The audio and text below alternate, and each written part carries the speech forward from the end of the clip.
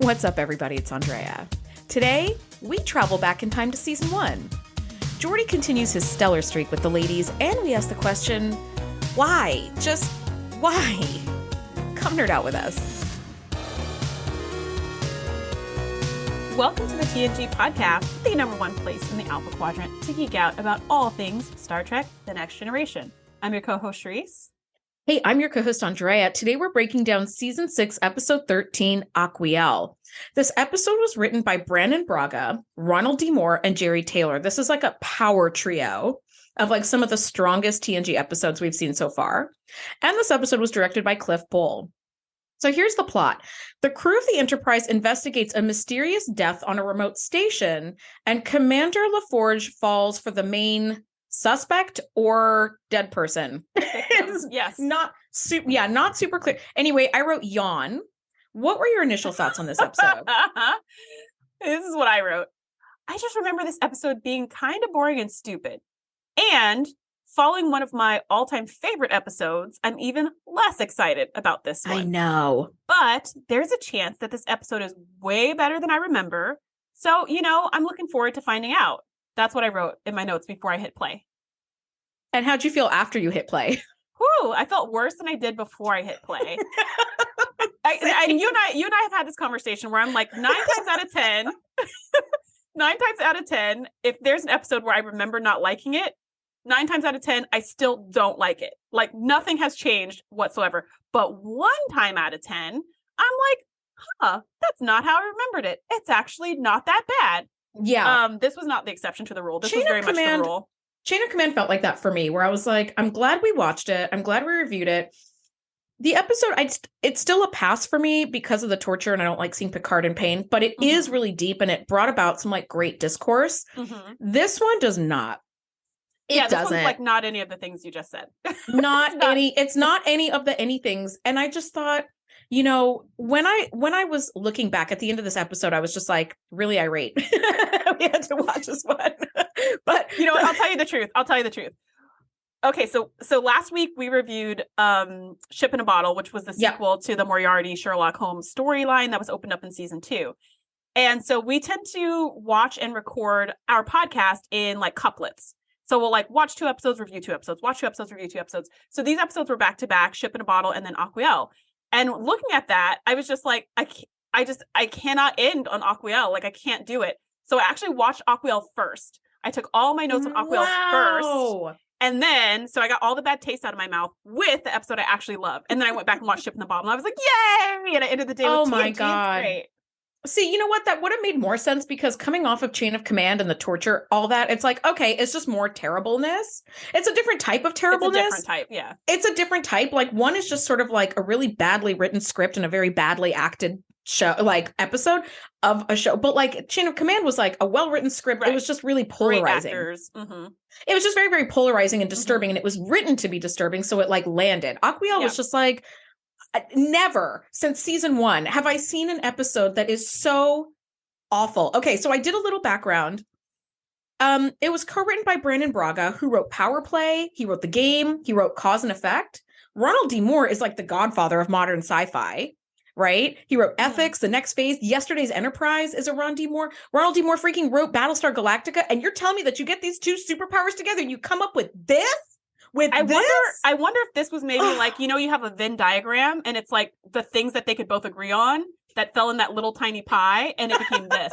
You know what I mean? Like if we had 2 very strong personalities who had a very clear vision and their vision was so different, if they just like compromised and this is what we got. Like, I wonder if that's what went wrong here, because you can't say it's because of lack of talent. Like you can't say that. No, so we don't know. We don't know what happened, but this is how we're going to break down this episode because we are already over it.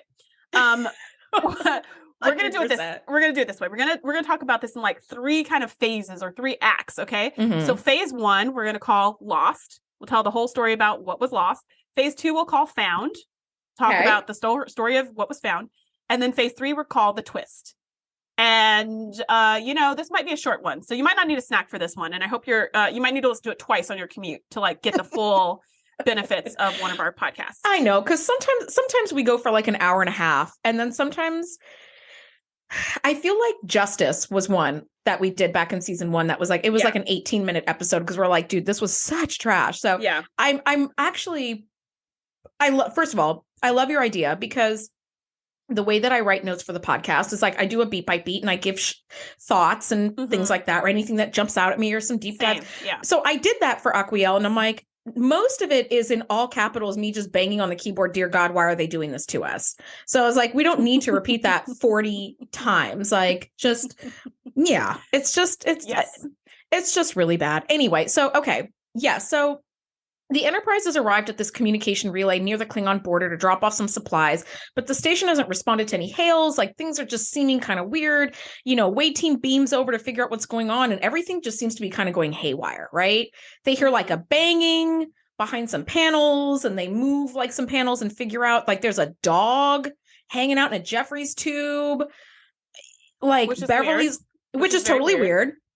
And I feel like the biggest crime, forget the like potential murder, the biggest crime is you have a dog that's that big on what essentially amounts to like a studio apartment in space and no room to run that poor thing around. I was like, what the hell, you guys? Maybe they have a little holodeck somewhere. I don't know. I hope so. I don't know though, because it seems like they're just in like a little spacecraft that's big enough for like 2 people to work in, where I was like barely living space. Yeah, it's really it's like the smallest. It's the smallest space station known to man. It's like the small outpost. It's got 2 rooms. It's got a bridge, and that's it. And that's it. Yeah, as far as we know, like you guys share a bathroom and everything. Yeah, that's what you get. So you know, there's a dog, and nobody else is there. It's supposed to be 2 other people.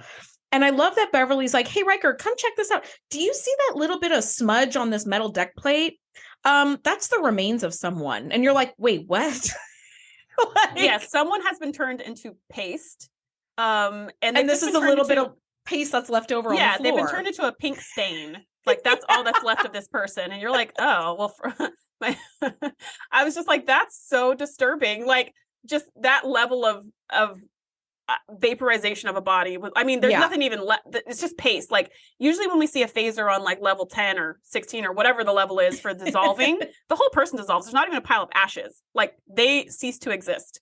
So to see like a paste on the floor, you're like, what in the world? So there's a paste, and Beverly recognizes there's cellular residue. So this is the remains of someone, but we don't know who. And the cells are like fused to the deck plate, so she can't get any good readings. But there are drops of blood all around the control panels and stuff. And all of those drops of blood match Aquiel, which is one of the 2 people who are supposed to be there. So Aquiel was bleeding at some point. There's some paste on the floor, and the other person his name's Rosha. So they like know that, and there's a shuttle missing. So this is where we're at. So we don't know who the stain is. We assume it's Aquiel. I'm sorry. I need a shirt that says we don't know who the stain is. We have so many shirt ideas. If that is what came out of us having to watch this garbage episode, then that was worth it right there. But was it? But was it? I'm trying my best, okay? Just let me try to live in, okay. So it's not. But anyway, we don't know who the stain is. Yeah. So we don't know who the stain is. But we have the blood samples spread around to make us think that it's probably Aquiel, and maybe Rocha like took the shuttle and ran away. And so then the question is like, well, did he like kill her and then run away, or did he find her dead and then run away, or was he running for his life? And the whole thing is that this outpost is really close to the Klingon border. So they're like, maybe there was some funny business with the Klingons, but Picard's like, we have been at peace with them for like 50 years. Why would they just randomly come on this random outpost and just like blast somebody into paste? Just out of the blue. They didn't take anything. It doesn't make any sense. So we're trying to get to the bottom of this. At this point, I'm kind of like, okay, well, this is an interesting mystery. Like, okay, like let's see where it goes. So Geordi understandably goes to look at the logs, and you're like, that makes sense. And it's like, oh, the logs are damaged. The logs are corrupted. I can't figure it out. So he finds his way to Aquiel's room and starts going through her personal logs, because apparently that's the only thing unaffected on the whole ship. So we start getting these... Which is so weird. It's so bizarre. So we start getting like to know Aquiel through basically her diary entries. These are like letters to her sister, but they feel like diary entries where she's like, I had that dream where I was running up the hill and mother was... And you're Thank you. Like the first time you hear it, you're like, okay, I get that as a personal log. But the 8th time you hear it, you're just like, why are we... Thank you. This is not helpful. this is not helpful. I hate everything about these personal logs.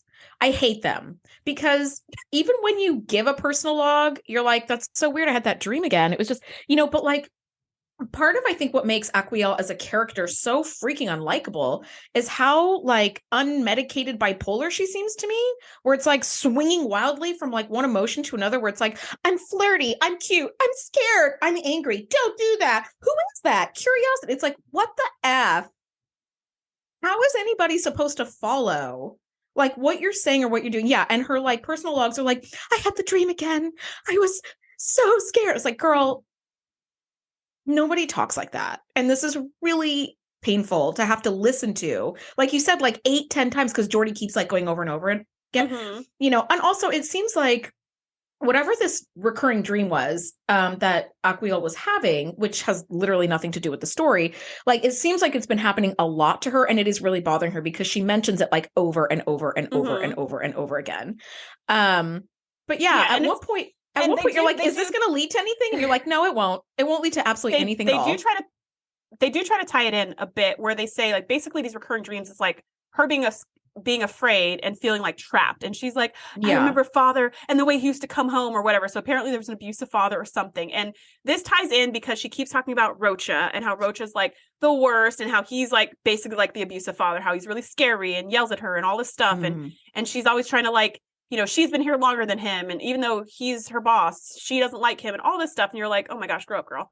Like, I know you don't like him, but you're in Starfleet. Like, get it together. You're in the military. Stop complaining about you're in the person military. You've been assigned to. What do you expect? You don't always get to work with people you like. You didn't sign up to work with people you liked. You signed up to do a job and, maybe put in for a transfer. Like, that's the best you can do. But anyways, so we're learning. So it's sort of a little bit tied in. And then at some point she mentions that there's this Klingon who has been coming by and bothering her because he's also bullying her. And the reason why I don't love Aquiel is this whole victim mentality that she seems to be like portraying of like the bad guys are all after me. Because I just feel like my life philosophy is that people are too concerned with their own lives to take time out of their day to try to ruin my life. Now, that's not always true. Some people are just trolls, but most people don't have the patience or the capacity to be a troll. They don't care. They don't care about you. They don't care about your problems. They're worried about themselves. They're worried about their problems. So this whole like Rocha's after me and now the Klingons after me and everyone's after me. I'm like, you're not the center of the universe, girl. Like they're not. Morag, the Klingon, has his own agenda. There's things he's doing for himself, for the Klingon Empire you just happen to be there. And the same with Rocha. He's got a job and you're just like either a part of the solution or a part of the problem.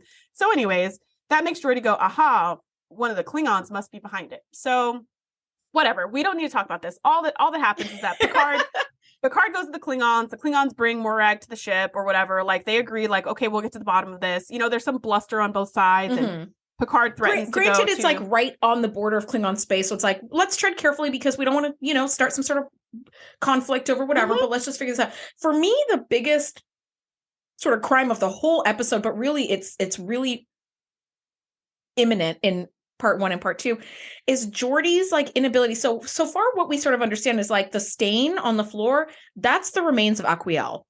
We don't know where Rocha went. We don't know where the shuttlecraft is.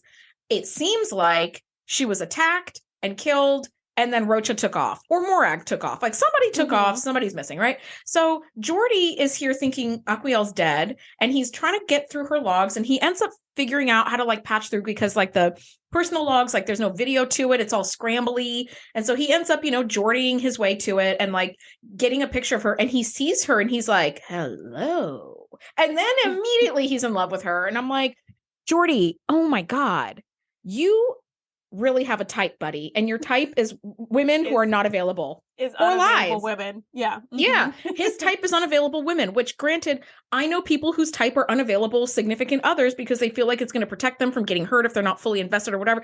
It doesn't matter. It never works. That does not work. So Geordi now has a crush on a dead woman and he's like drinking his tea and watching her video and pausing and staring at her and like trailing his fingers on the walls. And I'm like, Geordi, this is so fucking cringy, dude.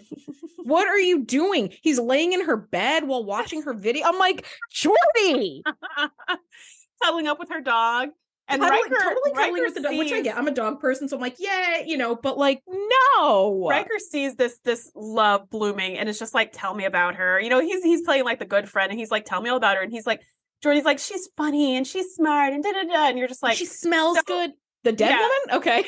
So Riker's aware that Geordi's falling for her, but it's kind of like a harmless crush since she, as far as we know, is not a ghost. Yeah. Instead, she's a stain, right? Yeah. So we're like, well, I mean, he just like admires this, this person, whatever. So, the Klingon Governor Torak, comes to the observation lounge, like comes to the Enterprise as proof that they had nothing to do with this, that they were not, behind it, because we find out that Morak was on the station and that there were a bunch of files missing and that he did steal the files but as what he said was, I didn't kill anybody. I didn't do anything. I got onto the ship. There was no one there. It was totally deserted. So I just helped myself to some data files and I pieced out. That's all that happened. Because Aquiel had said because the idea was that no one had been on the ship. So we find out that he did steal some files, but he says he didn't kill anybody. But now we're like, but somebody had to kill somebody. It's like it's a little bit of like the cascade effect of Confession, where it's like, I wasn't on the space station. Okay, maybe I was, but I didn't hurt anybody. Maybe I hurt somebody, but I didn't steal the file. Okay, well, maybe I stole the files, but I didn't kill anyone. It's like, okay, so now you just put on your best teacher or parent face and just sit there quietly and wait for them to fold like fresh laundry and be like, fine, I killed them. Like, all right, I don't even need to say anything. Yeah. You're like, glad we toughed that out to get to the actual truth. Yes. So that's what he's saying. So Governor Torak is like, he comes onto the observation lounge. He's like, I can prove to you that we weren't behind this. And so we're all like, Geordi's all like, I'd like to see that proof. And then 2 security guards come in and they throw Aquiel into the room. And you're like, she's alive. And she's alive. I mean, she's got like a cute little cut on her forehead or something, but she's fine. Like, she's got some scrapes and bruises. She's totally alive. And then you're like, whoa, this whole time we thought she was dead, brutally murdered by her, coworker. And now we're like, wait, if she's alive, then where's Rocha? Then who brutally murdered her coworker? Because Rocha was not on the shuttle with her. Because there's a stain now on the, we still have the stain. Deck plate. Yeah. Which also, I feel like Beverly has been able to do these like miraculous feats of like medical technology. Yeah. And you're telling me you can't take like a Q-tip and just swab a little bit of the cellular residue and throw that shit on some agar plate and just see what grows? 90% of the episode, she's like, we still can't isolate the cellular residue from the deck plate. Girl, you're not trying to separate the salt out of like a marinara or anything. You know what I mean? Like, you just take a little culture and you like, the funny thing is we have the technology today to figure that out. So Beverly being like, it's still, I still can't isolate it. What? Okay. But she did have to reconstruct it. It wasn't just isolation. She had to reconstruct it because she said it was like, not disintegrated, not dissolved, but something like that. It was like, like it had broken down too much. But yeah, like it had all broken down, like all the cells and all the DNA broke down and melted into the metal. So she had to reconstruct. Wow, that's a really high setting. That's a really high setting on that phaser. Exactly. Like, that's what they not said. Just kill, not just disintegrate, but DNA disintegration and reabsorption into metal. Yes. That's woof. It's high. And that's what they were saying. Geordi was like, a phaser couldn't do that, but a Klingon disruptor could. And that's why they were like, Morag, we see you. And he's like, dude, I didn't kill anybody. I just stole some stuff and I left. I just did some crimmy type stuff, but I'm not a full-blown criminal. Okay. Exactly. Like, I was only on the fringes of that crime, the very fringes. 100%. But so here's where this is the like part 2, right? Yes. Part 2 found. Aquiel's alive. She's alive. Now, I immediately hate her. Okay. And here's why. Whenever people say, here's why. Whenever people are like, all I know is that I was being attacked and then I don't remember what happened. I must have blacked out. And the next thing I knew, I was washing the blood off my hands and there were guns everywhere, but I didn't do it. It's like, okay, I'm going to stop you right there.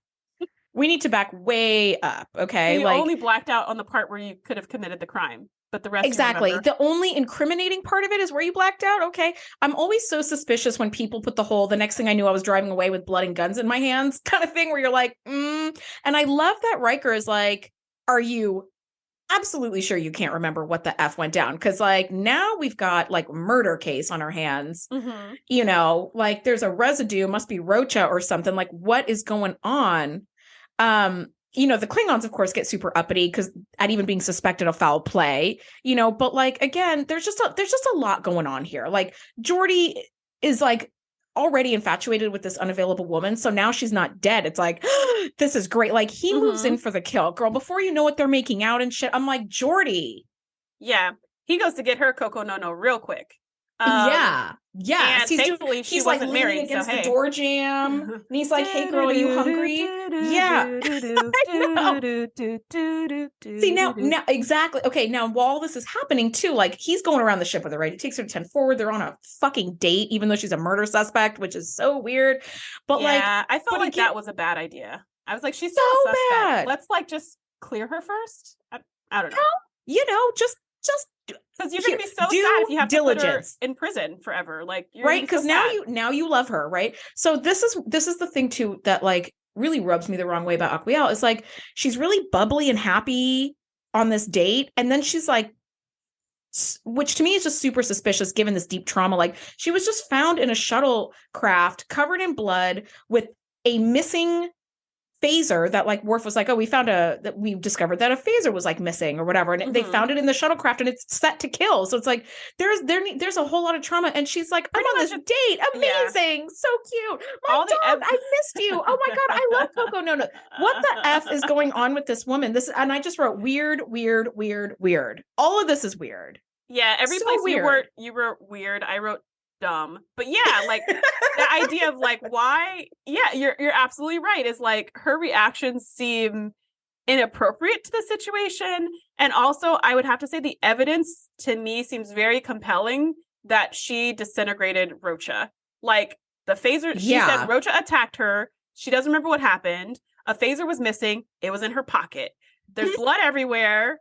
Rocha's dead. She was found in the shuttle. Like and she has no recollection of what happened. Okay. Right. But the circumstantial evidence, like even being her, I would feel like, I'd be like, shoot, did I do that? Did I kill him? I don't remember it, but maybe I did because the evidence is pretty strong. I wouldn't be like, I don't remember anything. But one thing I do know is I would never kill another person. If you don't know that, maybe you don't know. You blacked out conveniently in the one spot when you could have killed somebody out of very understandable self-defense that you just explained. But then quickly said, but I don't remember, but for sure I didn't fire and I didn't hurt anybody. Right. And then also the other thing that you said that you really dislike, and I dislike too, as well as the like victim mentality that people like the whole world, like everything that goes wrong in their life, somebody did to them. Yeah. We find out like, so obviously from the beginning, like Aquiel's personal logs are like, Roach is the worst. He's driving me crazy.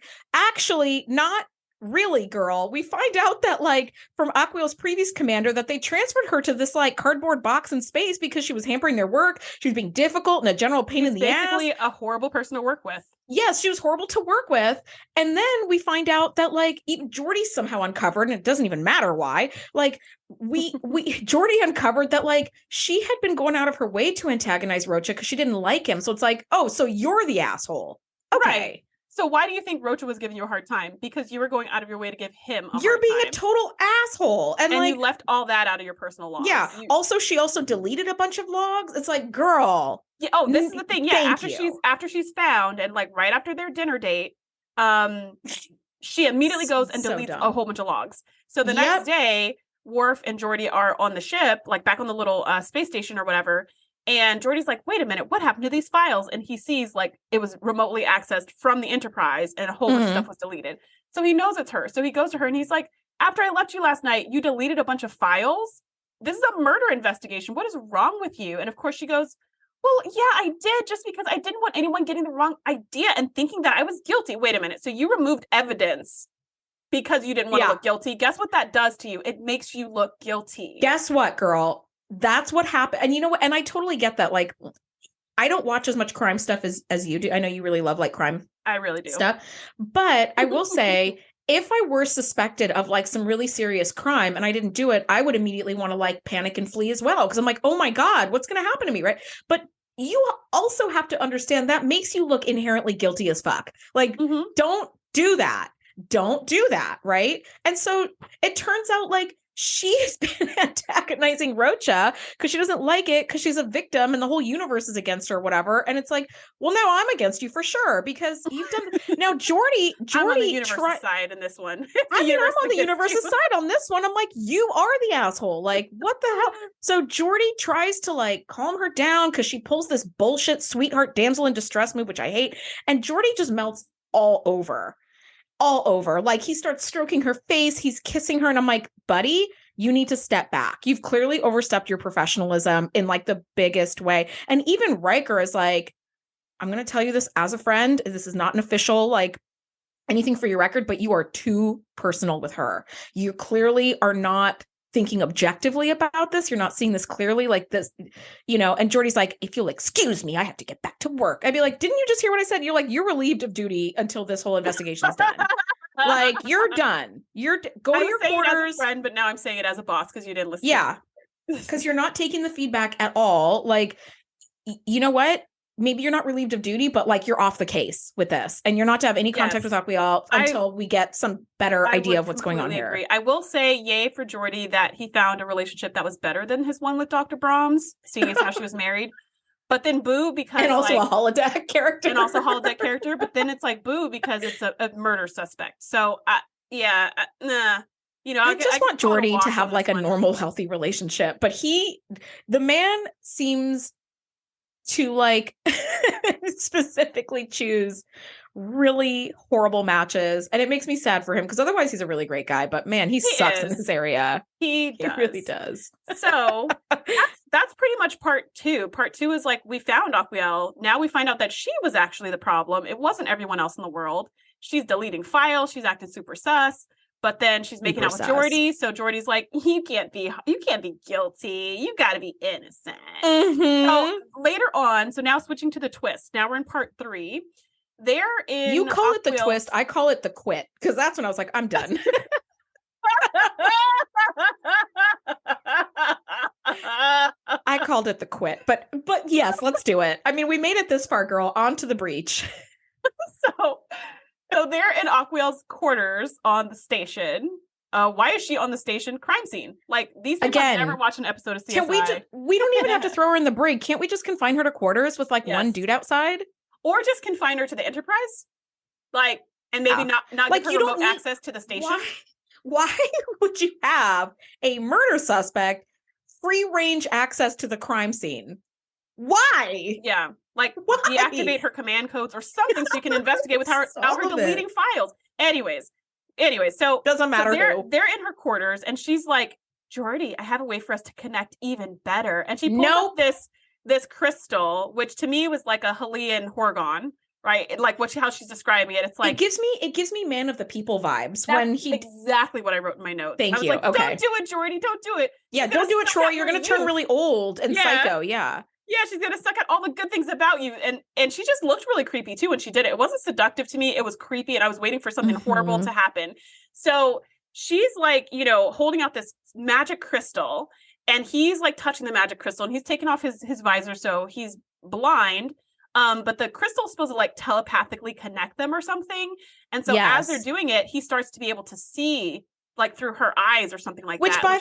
By the way, Geordi, I know you want to, like, get in between the sheets with this girl. You could keep your visor on, buddy, because now you're literally blinding yourself, and she's already seeming sus AF. Like, this is like when he takes off his visor, I was like, people have sex with the lights on, like you can do that. Like, you don't have to like literally remove any potential for like self-protection possible. Like, it just spiraled where I was like, oh wow, like I felt like an elevator going down where I was like, oh, we're going deep. There's further to go. Yeah. Oh, we're going further down. Maybe this was like a show of like the vulnerability or something like that he felt, the point where he could just be so exposed and like not even be able to see and still be really happy. Yeah. I don't know. But the point is what they don't know as they're sitting here getting close with the super creepy crystal is that back in sickbay, Beverly's been doing some experiments with the stain, and she's like, okay, I think there's a way for me to reconstitute the DNA in it. We're going to hit it with this, like, these beams or whatever, and it's going to cause the DNA to, like, suddenly magically reconstruct. So she hits it with the beams, and then she's like, for some reason that didn't work. I mean, something's happening, but it's not going as fast as I thought. Yeah. And as she's, like, thinking about it, the goo reaches up and touches her hand, which to me was very much Ghostbusters 2 vibes. Yep. Like, that's exactly what that goo would do. It'd jump up and touch people and grab people and all kinds of crazy stuff. So it touched her hand. I was waiting for it to, like, snag her, but it didn't. It just touched her. And when it touched her, she was like, oh, my gosh. And she backed up. And then suddenly it formed a perfect Beverly hand replica, which I was blown away by this. Did you deep dive how they made that hand? I did not. That was spectacular. I did not deep dive how they made it. I mean, I was just so over this episode. I was like, please just make it stop. But that's yes, fair. like that's the fair. perfect, But it was like hand. A perfect Beverly hand. Yeah. I'm imagining some kind of silicone something, but they did a beautiful job. So yeah, now it's like, there is like a deep mystery here. Like there's a mystery as to what the F is going on with Aquiel, but Aquiel just kind of seems like an asshole. So it's like, whatever. But like this goo that can touch something and then take that perfectly. Shape. Yeah. Like to a cellular level. That's like, I would have liked, see now if we would have done an A-B plot twist or like a plot flip where that was 90% of it and Aquiel's bullshit and Geordi's like ridiculous behavior was like just a small part, it'd be like, okay, like this would have actually been a great episode because then you have like a real sci-fi on your hands. I agree. This gel was so interesting. I was like, wait a minute, it's goo that just perfectly mimics, and at this point, because I've forgotten how the stupid episode went, I was like, oh, it's just goo that like mimics stuff. Cool. I didn't know it like mimic goo. Yeah. I didn't know it like had a personality or thoughts or anything. I just thought it was like goo that mimics stuff. But Beverly comes to find out that this goo can really, that it's an organism. That it's kind of like yeast or something, but like on a giant macro scale, it's an organism that a coalescent organism. So it can mimic something entirely, like every part of that something, and go around living its life as the something that it completely absorbed. So it can touch, Beverly. And if it had grabbed Beverly and like, clung onto her, it would have completely absorbed Beverly and then become Beverly. Yeah. So like Beverly would not, Beverly would be dead. Yeah. Beverly would be dead. But this like creepy clone would be Beverly, like in every sense of the word. Like you could scan her, it'd be Beverly. She would make jokes like Beverly. She'd have the same, taste in music as Beverly, which is crazy to me. Like that is such a that is so interesting. If this episode was about that creature and its life, this is like Trill 2.0. This is like another level of that idea, which would be fascinating. But it wasn't. It was just a throwaway part that was really the only good part about the episode as far as sci-fi goes. But so she figures this out and she's like, okay, wait a minute. So I think Riker and Picard are in sickbay and they're all talking about this amazing goo. And they're like, wait, so if this can like absorb somebody, what if Rocha wasn't really Rocha? Because he was out in some remote place and this organism, of course, has to live in a remote place. Of course. Before he got assigned to the station. So what if he was absorbed by an organism and never actually left that planet? Like he was absorbed, he was killed and turned into this goo. And the goo is what got assigned. And the goo was on the space station the whole time, living its life with Aquiel. And then they were like, wait, so if that's true, maybe Rocha really did attack her because she did have blood all over the console. So something happened, right? They're like, maybe he really did attack her and his attack was trying to absorb her because they calculated that something this big would need a couple days before it needed to absorb something else, like 4 or 5 days. Yeah, which by the way, this whole hate relationship that she had with Rocha, he'd only been on the space station for like 4 or 5 days. For 5 freaking days. The way that she was talking about him was like, he's been the bane of my existence for the last 9 months or whatever. Yes. And they're like, oh, he got here on Thursday and it's Tuesday. Okay. Yes, I thought the same thing. When they were like, oh, it takes 5 days. I was like, wait a minute. And then she did say like earlier, I think Geordi said like, why do you have so much tension after only 5 days? And it was like, 5 days? 5 days? You couldn't get along with this dude for 5 days? Girl, you need to be on an assignment by yourself. Because that's insane. Like, or maybe some sort of solitary mission in a jettison pack going really fucking far somewhere, whatever. It's not for you because you can't get along with somebody for 5 days. So so they were like, every 5 days, like the organism's going to need to absorb something. So then they're like, oh shoot, so did it absorb Aquiel? And they were like, or it could have absorbed Morag. And they're like, oh, and we won't know for like another day or something. It's like getting to that 5 day mark again at this point, where it's going to need to absorb someone else. Well, the question also is like, or is Aquiel the coalesced thing? So is it Aquiel or is it Morag? Because those are the only two on the ship at the time that Rocha died, and Rocha must be the stain. Like this is what's left of Rocha. Yeah. So while they're figuring that out, I do like that Worf and security bust in on Morag and they're like, we need you to come with us right now. And he's like, what? And they're like, just come with us, just whatever. Because they need to watch him and make sure he doesn't turn into like the raspberry jam. And swallow somebody. Yeah, exactly. Now, God damn it, Geordi is all deep in his utter failure with women. He's over here doing the whole crystal bond with Aquiel. The crystal's starting to glow. And she's like, get ready, Geordi. You're about to get your mind blown or whatever the F. And then like, thank God Riker busts in. And I tell you, authoritative Riker is very sexy because he comes in with this face and he's like, move away from him. And she's like, what? And of course, Geordi gets between Riker and Aquiel and he's like, Commander, what are you doing? Geordi, take seat, dude. Take a seat. Like, so, Aquiel is like, this can't be right. What are you doing? Why are you pointing at that? And Riker's like, I said move. And I was like, oh, yes, sir. Like, let me move. Like, authoritative Riker, sexy. But I was thinking wow. in this scene, I was waiting. He's like, move over. Yeah. Like, oh, okay. Yeah. In that scene when Geordi's like between him and the phaser, between Aquiel and the phaser, and Riker's like, move, I kept waiting because I didn't remember how this stupid episode went. I kept waiting for Aquiel to turn into the goo monster and just like snatch Geordi. I was like, that's what I thought too. It's gonna happen. I thought she was gonna do it earlier with the crystal, actually. That's what, I thought it was going to be either like the man of the people with that dude who like takes all of Troy's like positive energy or whatever, or like I thought it was going to be something like that, or that was her moment to strike, right? Yeah, and then he would have turned around and been like, Aquiel, not Aquiel. No, and exactly. And then they would have like blasted it and it would have just been paste on her floor. And he would have been like, no, but I loved her. Riker, you killed her. And he would have been like, I just saved your life, Geordi. Yeah. And he would be like, and then they would have shown up in 10 forward and Riker would have been like, sorry, Geordi, but there's more fish in the sea. And Geordi would have been like, you're right. Still sad though. And then they go off into space. That's how I thought the episode was going to go. That's where I feel like we just need to stop the episode right now because that makes way more sense. That's how it, right? It's like, yes, that. Mm-hmm. Okay. So in my mind, this episode doesn't exist. In my mind, this episode doesn't exist. But if it did exist, that's how it would end. And that's what I'm going to write as the ending in my mind. Because guys, it gets even worse. I like, how much more shrill could I possibly get? Like, can you tell how bad I am? So, Geordi's about to get eaten or whatever the hell was going to happen. And Riker busts in and saves, breaks up their little gem party. And like, cut to Riker giving Geordi a debrief. I guess some time has passed. Geordi's back on the Enterprise. Riker comes to Geordi and gives him a debrief about the whole thing. Right. And Geordi thinks that while he's getting this really devastating information about like potentially Aquiel as some sort of coalesced thing, or like maybe Rocha was or something, while he's getting this really bad news, he decides the best way to get the bad news is to recline in bed with the dog and cuddle while Riker's talking to him. And I'm like, man, why is this even happening to us? What? Why? This was time 47 that Andrea wrote that in her notes. It really was. So Riker tells him, like, we're going to keep an eye on them. They're going to be in, like, Space Station 12 or whatever it was. Like, we're going to keep them under observation. And if they don't turn into coalescent goo, they'll be released. And he said there's still a chance it could have been Morag. Like, it might not be Aquiel at all. Yeah, trying to, like, it really could have been Rocha. Who knows? Yeah. Yeah, trying to comfort Geordi. Well, it was Rocha for sure. But trying to comfort Geordi. And Geordi's just like, yeah, okay. So then Riker's like, all right, buddy. So he leaves.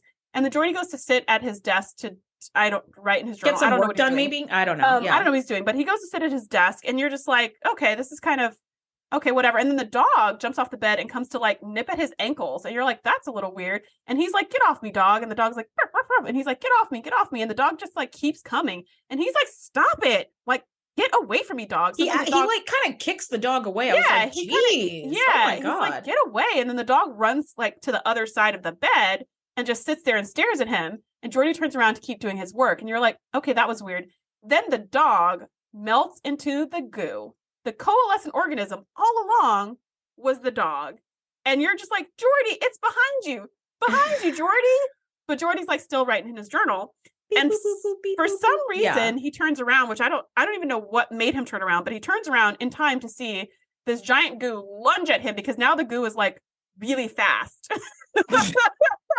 It doesn't ooze, it doesn't slime, it just like jumps in front of him. So Geordi goes to run for the door, but the goo blocks his passage, so he can't go to the door. Because the goo now knows like where the exit where the door is, where the exits are. And you're kind of like, if you could have lunged to block the exit, you could have just lunged at Geordi. But whatever. So it blocks the exit and is like, girl, why are we even trying to insert logic into this? Like, so Geordi runs to his like bedside table, which now he has a bedside table, and pulls out a phaser. Which has a phaser in it. Yeah, that's where we keep our phasers. And he sets it to level 10 and he starts blasting at the goo, which all this time is not approaching him. It's just blocking the door. Hovering. Yeah. Yeah, just chilling. And so he blasts the goo and keeps like blasting. Computer force field. There. That's it. Security to my quarters. I like so many things. The goo could have been a lot of things. Yeah. But thankfully he was a quick thinker to like pull out his firearm and he blasts the goo into a stain on his carpet. And that's what happens. So it was like, I did write in my notes, oh, it's the dog. Because I honestly did not remember. I didn't remember about the coalescent organism. I didn't remember about the shapeshifter. I didn't remember any of that. I just remember. I didn't even remember Aquiel. And then when we thought she was dead, I didn't remember she was alive. And when she was alive, I didn't remember she was such a dick. And then when she was such a dick, I didn't remember she was trying to seduce him with a crystal. I didn't remember any of this. Same. Yeah. I remembered the Aquiel episode. I thought she went missing mysteriously and was never found. That's all I remember about this episode. So same. Every single scene, I was like, oh, didn't remember any of it. So, and then the dog goo happens and you're like, oh. So that's that. And we end up in 10 Forward with Geordi and Aquiel on another date because now they've been released since they were not the coalescent. So yay. And, Aquiel's like, oh, my poor dog. I can't believe it. And you're just like, okay, whatever. And then Geordi tries to offers to get her a post on the Enterprise by pulling some strings. And Aquiel, because she's such a stand-up officer. Right. Like, Geordi, you would regret that decision because people would be complaining about her left and right. And you would be like, no, you just don't understand her. You just don't understand who she is. It's like, no. So thankfully, he didn't put his reputation on the line for that because that would have bit him in the butt. But she wisely says, thanks, but no thanks. I'd rather get to the Enterprise on my own merits and not because I'm sleeping with the boss. So good for her. Because as we know, that's good. She never got on it. She never got on the Enterprise. That's a where are they now? She's not there. She's not on the Enterprise. This is a character I actively don't want to where are they now. Like, I don't care. Yes. I mean, I hate the ending to this because I was really hoping that she would be the coalescent? Oh. Yes, I was really hoping she would be the coalescent. That might describe why she was being so bizarre and horrible. Yeah. Mm-hmm. Right? But it's like, oh, you're just a bizarre and horrible fucking person. Okay. Yeah. Wow. Really, really glad I stuck through 45 minutes to learn that. And the dog never wanted to do anything to anybody. And so I guess what we're supposed to understand is that Rocha, on some previous posting somewhere remote, got hit by a blob monster, got turned into the coalescing blob monster, came to this studio apartment in space, was rubbing Aquiel the wrong way, went to attack her. She somehow got away, so it turned to the dog because that was the only thing left living in the space station. So when it absorbed the dog, its extra blobbiness got left residue or whatever. Yeah. And then now the dog has just been sitting there waiting for somebody to come along for the last 4 days to let it blow. I don't know. I mean, I haven't seen an episode this bad since season 1, I'm telling you. And I say that not to be a dick. I genuinely really, really love TNG so much. That's why we have a whole podcast of it, because we love it. But this is so bad. It's so bad. Yeah, None of it makes sense. So my final thoughts were, if you haven't seen this episode, or if you haven't seen it in a while, please go ahead and give it a skip. Yeah. Go ahead and give it a skip. You're welcome in advance. Mm-hmm. Yeah. My final thoughts were, I never want to talk about this again. That was it. That was it. I mean, yep, we're done. I think your method of watching Ship in a Bottle second after this was brilliant because you got left with a good taste in your mouth and I did not, and I'm just really bitter about it. But we did promise when we started this podcast that we wouldn't skip any episodes. We'd watch them all. The amazing, the good, the fabulous, and the 7 really shitty ones. Mm-hmm. Yeah, and the Aquiels. And we would do that for you guys. The good, the bad, and the Aquiels. Yeah. So yeah, I mean, it just, if we had to redo this episode or if we had to fanfic this, I would 100% do an A plot, B plot swap and learn more about the coalescence. Maybe do some sort of warp signature residue to backtrack where they came from. So then you could go to their home planet and try to figure, I don't know, something. But instead we have Geordi acting with the emotional intelligence of a 12-year-old boy, which there's nothing wrong with 12-year-old boys, but he's not a 12-year-old boy. He's a 45-year-old man. And you're like, buddy, what the hell are you doing? And Aquiel just being a loose cannon and 100% showing us why she's been reassigned over and over again. Cause she just is a loose cannon that's kind of really bad at her job and an asshole to boot. We could have just kept that for 7 minutes of the episode and done the coalescing thing. That would have been amazing. Yeah. That would have made it great. Yeah. But whatever. Yeah. We're not requesting a fanfic on this one because we just don't want to talk about it again. Talk about what again? This never even happened. All right. On that note, we're done. Okay. So guys, next week we are breaking down season 6, episode 14, Face of the Enemy, which is guaranteed to be better than this one. Thank you guys so much for listening. We'll catch you next week. Bye. Thanks for geeking out with us. Be sure to join the crew at thetngpodcast.com to be the first to know when we do our live shows or host events exclusively for our members. We'll see you next time.